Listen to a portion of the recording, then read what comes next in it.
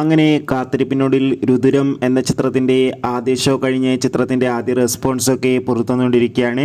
ആ റെപ്റ്റേഷനാണ് ഇന്നൊരു വീഡിയോ ഭാഗത്ത്. വീഡിയോയിൽ മുൻപ് വീഡിയോ ലൈക്ക് ചെയ്യുക, ചാനൽ സബ്സ്ക്രൈബ് ചെയ്യാൻ വേണ്ടി ശ്രമിക്കുക.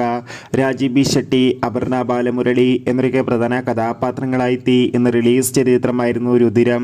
എല്ലാ സിനിമാ പ്രേമികളും ഒരേപോലെയായിരുന്നു രുദ്രം എന്ന ചിത്രത്തിൻ്റെ റിലീസിനായി കാത്തിരുന്നത്.